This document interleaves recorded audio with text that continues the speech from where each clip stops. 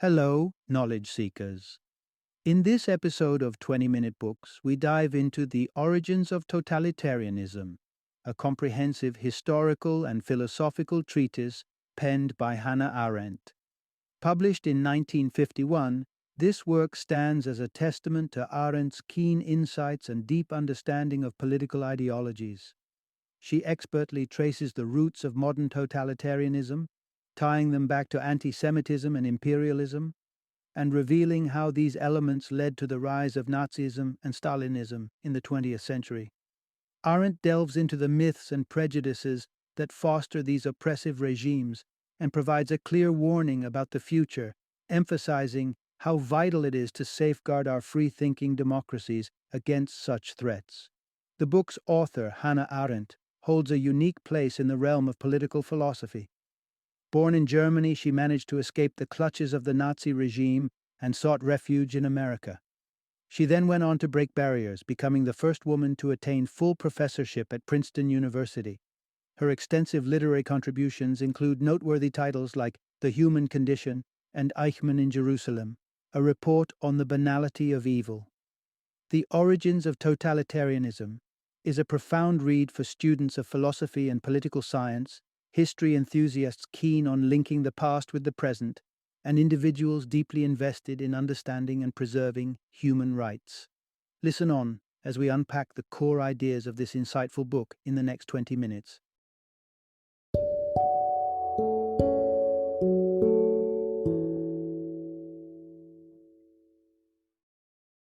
The Origins of Totalitarianism, Hannah Arendt's landmark work about Europe's anti-Semitic and imperialist roots. Introduction. Unearth the roots of totalitarianism and learn its menacing impacts on society. Despite the significant strides we've made in shaping our society, we're not too far removed from one of the darkest periods in human history. It's easy to convince ourselves that we've outgrown such horrors.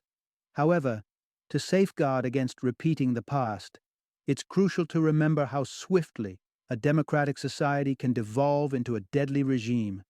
Fortunately, Hannah Arendt, a notable political philosopher, managed to slip away from Nazi clutches as a refugee in the 1930s. Her monumental work, The Origins of Totalitarianism, which encountered a whirlwind of critique upon its publication in the wake of World War II, presents a rigorous analysis of totalitarianism's rise. In her book, Arendt explores the circumstances across Europe that contributed to the ascent of totalitarian rule in Germany and the Soviet Union. She emphasizes the role of fragile democratic structures in paving the way for oppressive regimes. As her narrative elucidates, it's crucial for society to foster open communication, ensure no individual is marginalized, and remember the harsh truth that ignorance and neglect can breed disaster. In this summary, you'll discover the high stakes of indulging in conspiracy theories, how a single criminal trial can illuminate deep-rooted racial disparities in a nation, and the reasons why totalitarian movements often single out those who are socially isolated. Part 1. Understanding the distinctive position of Jews in society and the rise of anti-Semitism. Totalitarianism in the 20th century bore an undeniable connection with anti-Semitism. Unraveling this link is a complex endeavor, and to gain a clear perspective, we need to delve into the evolution of Europe's social hierarchy.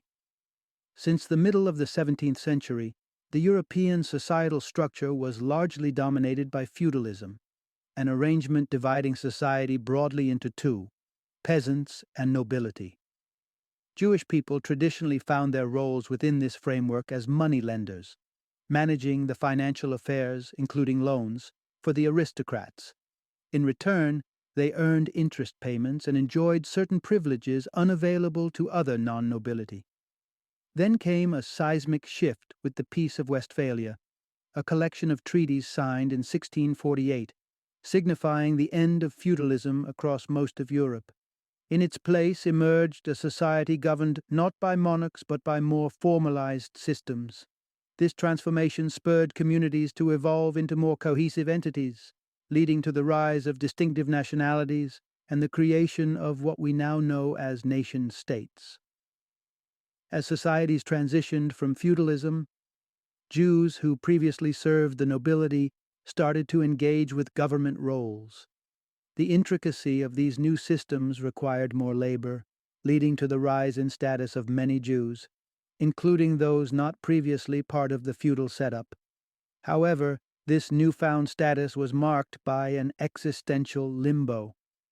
While their positions in government granted Jews access to elite networks, this privilege triggered resentment among the lower classes, who saw them as unfairly advantaged.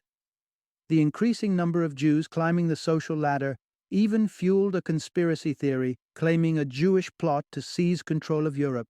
Yet, the ruling elites did not truly accept Jews as equals. Jews were seen more as a necessary evil, tolerated because of their societal roles. Thus, while some Jews might be individually accepted, they were largely viewed with disdain, even by those who benefited substantially from their services. Part 2. The emergence of racist imperialism and pan-nationalism in fragile nation-states. The birth of the nation-state brought forth a glimmer of hope for a society that could potentially be both robust and equitable. However, this optimism swiftly vanished as the quest for power in this fresh landscape took center stage. In the aftermath of feudalism, the bourgeoisie started replacing the diminishing nobility as the dominant economic group. However, the constraints imposed by the new governments limited the expansion of their capitalist ambitions. As a result, the bourgeoisie started to explore beyond their borders, giving rise to an era marked by imperialism. Imperialism, with its practice of exploiting resources from one country for the benefit of another while disregarding the laws of the colonized nation-state, naturally raised numerous ethical and legal concerns. To legitimize their imperialistic pursuits, the proponents resorted to employing racism. Historically, when one country seized another, it usually imposed its laws on the conquered land.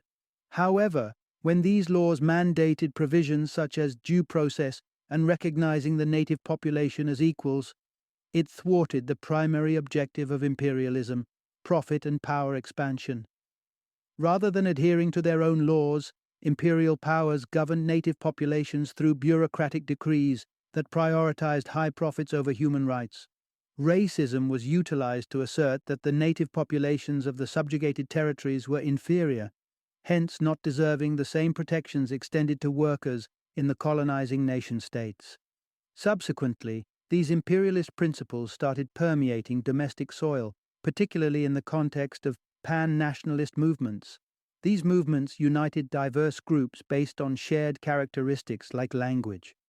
The Pan-German and Pan-Slavic movements, for instance, rallied people speaking the same language, eventually surpassing local laws and harnessing racism to assert their self-proclaimed privileged status. These pan-nationalist movements in Europe reconstructed history to portray their communities as superior descendants. Their appealing fabrications about a natural hierarchy within humanity proved extremely effective in swaying the masses. The Nazi Party in Germany, for example, portrayed the Aryan race as the master race, under threat from the malevolent Jews, who were allegedly stealing the Aryans' rightful reign over the world. Part 3. Fall of the nation-state and Jews bearing the brunt of societal problems. As we moved deeper into the 19th century, governments started losing their grip to imperialists and pan-nationalist movements. The nation-state structure was progressively crumbling, and this phase proved particularly disastrous for Jews. However, they largely remained oblivious to the growing severity of the situation. While governmental power was dwindling, resentment against Jews was steadily surging. This was primarily attributed to their relative wealth, despite their diminishing role in government finance.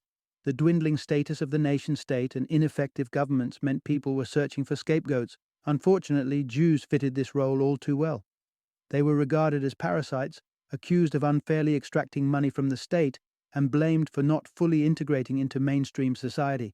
Their financial stability, which was the result of generations of hard work, stood in stark contrast to the economic upheavals the rest of society was undergoing. Despite this, the false narrative of a Jewish conspiracy aiming to take over the world continued to circulate, even when unstable governments left the Jews with little to no influence. As the 20th century dawned, an event occurred that added more fuel to the accusations blaming Jews for societal problems. This incident was the Dreyfus Affair of 1894, a trial involving Alfred Dreyfus, a Jewish French army captain who was wrongfully accused and convicted of selling military secrets to the Germans. Anti-Semitic groups made no secret of their charges, portraying Dreyfus as evidence that all Jews were the enemies of the French people. Despite Dreyfus being exonerated after 12 long years, the societal rifts caused by the affair refused to heal. Calls for reopening the case emerged, and some even argued that Dreyfus's Jewish heritage alone was proof enough of his guilt. Part 4. The rise of the classless masses and the ensuing spectre of totalitarianism. As the 20th century kicked off, the instability of the nation-state triggered a steady displacement of people from their societal roles. Political parties predominantly catered to the interests of the upper and middle classes, while a vast number of impoverished, alienated individuals felt unrepresented. This demographic, increasingly swelling in Europe, came to be known as the classless masses. The calamitous aftermath of World War I only expanded their ranks. Surprisingly, even the elite began identifying with the masses after the war, discarding liberal notions of tolerance and independent thought, and instead opting to overthrow the existing order and status quo. These disillusioned members of the classless masses, isolated and frustrated, found themselves easily swayed by the rising totalitarian movements in the post-World War I era. The author describes these individuals as atomized, bereft of any societal or community-oriented perspective, driven purely by self-interest. This made them susceptible to pan-nationalist movements, which didn't owe allegiance to any nation or class, but provided a sense of purpose and belonging. Inevitably, these pan-nationalist movements morphed into totalitarianism, leveraging the masses to expose a significant weakness in democratic systems. Traditional democratic politicians made the grave error of underestimating the masses, dismissing them as inconsequential. In their view, these populists were incapable of making an impact since most of them didn't participate in elections, even when entitled to do so. However, this assumption would soon prove disastrously incorrect. Leaders of the European totalitarian movements managed to galvanize the masses to such an extent that they turned into voters. This enabled these leaders to amass sufficient political power to dismantle the democratic process and stave off potential political threats. The critical issue that allowed this development was that totalitarianism gets a free pass to seize power when democracy fails to truly represent the majority.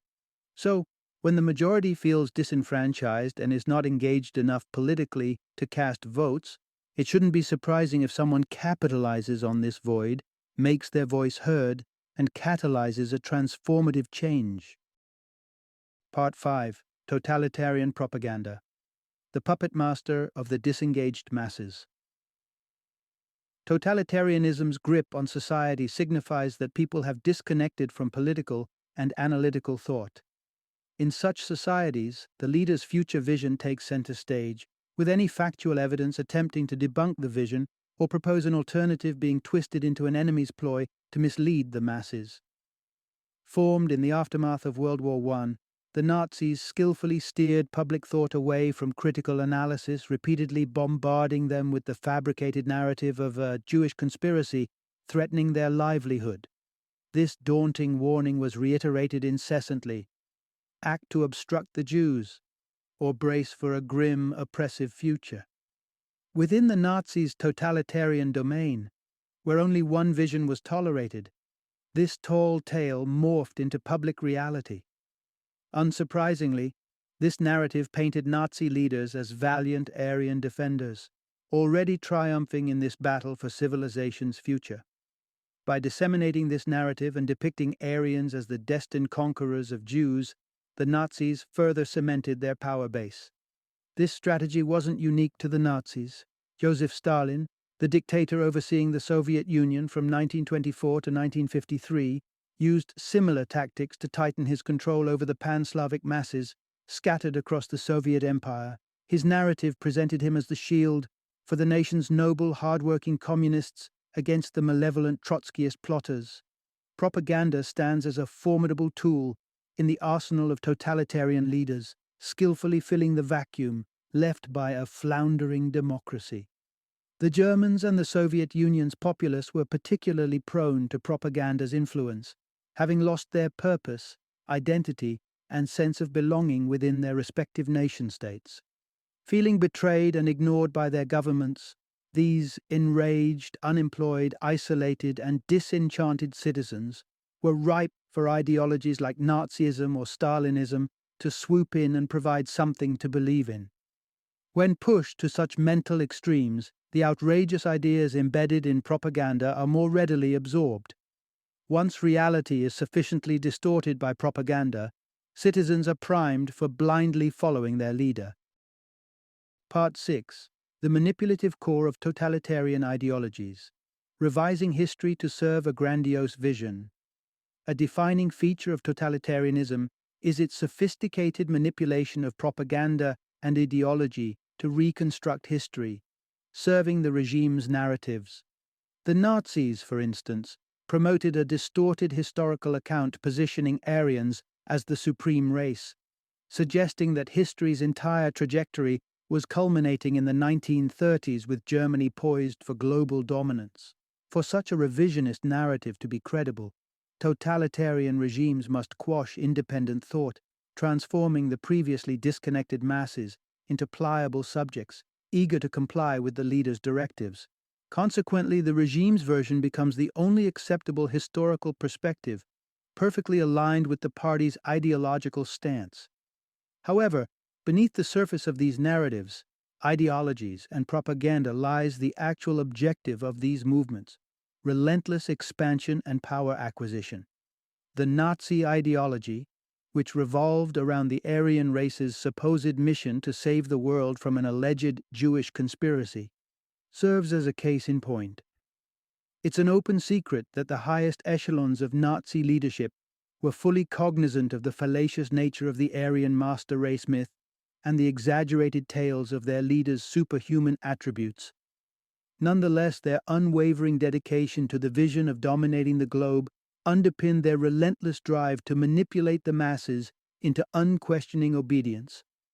This mass mobilization was viewed as a testament to their underlying ambition for expansion and power being within reach.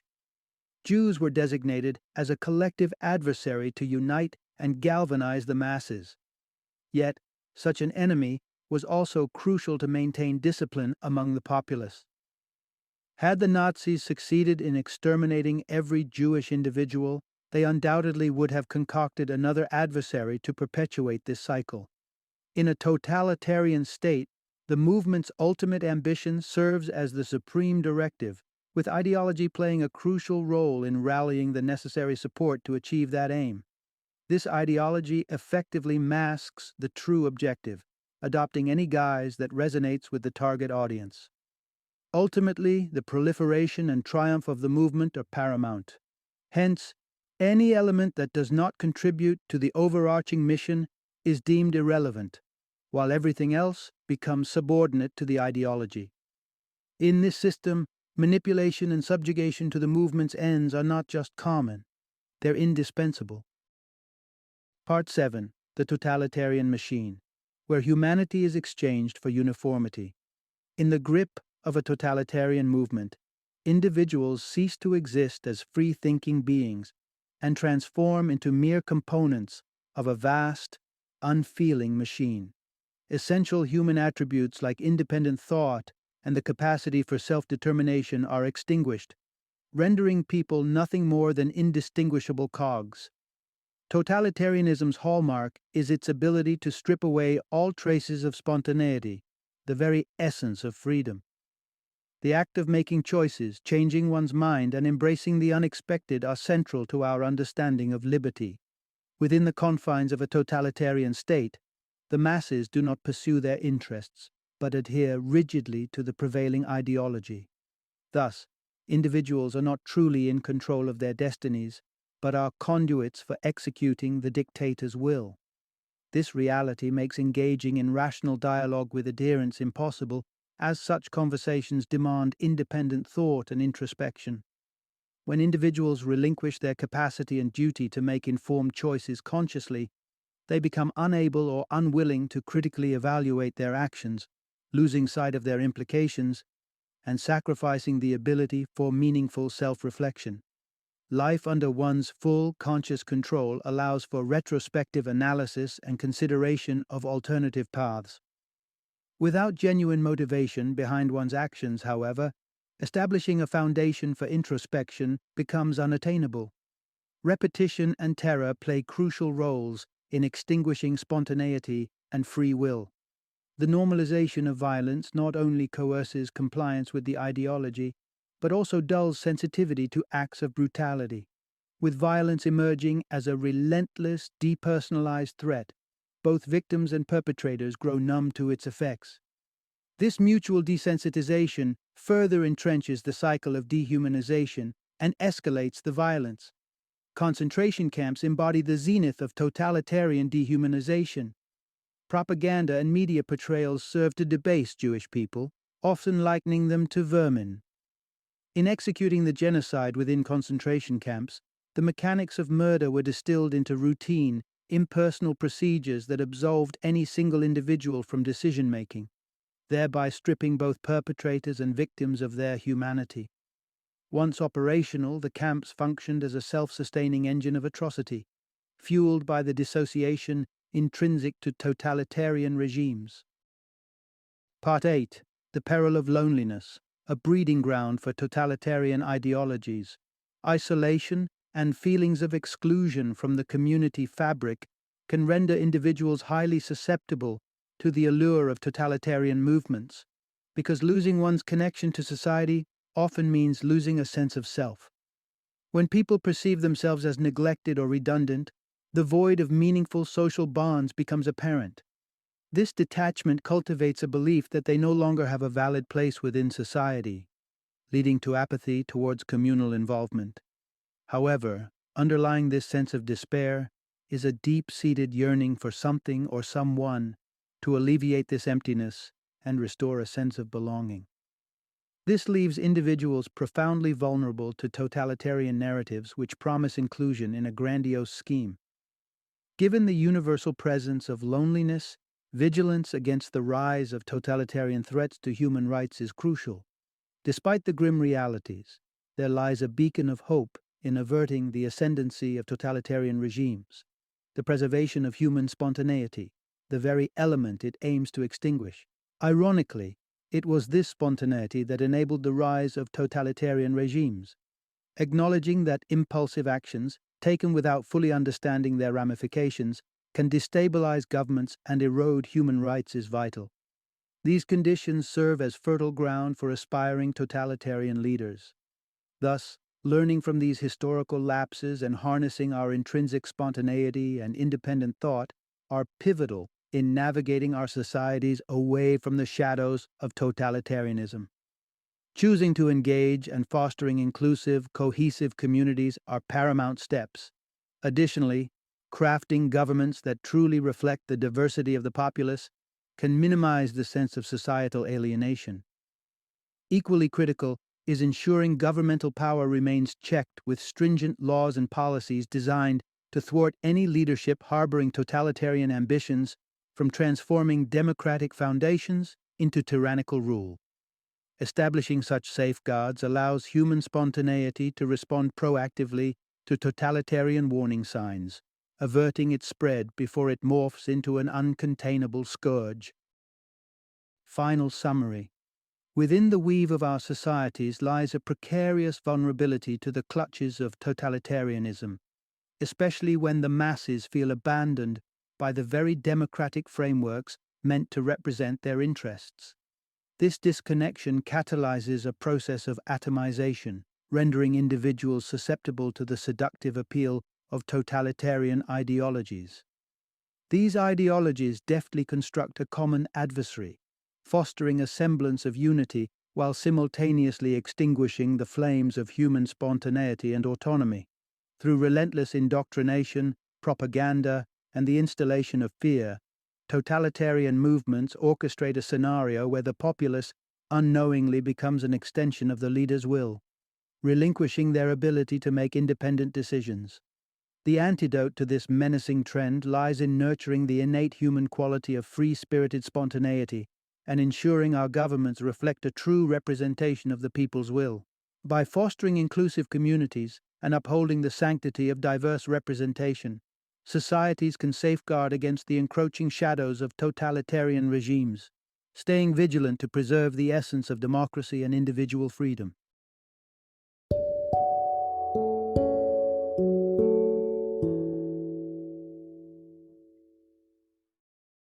Thank you for joining me today on this journey of learning and discovery as we explored the insights of another thought-provoking book in our growing library of knowledge.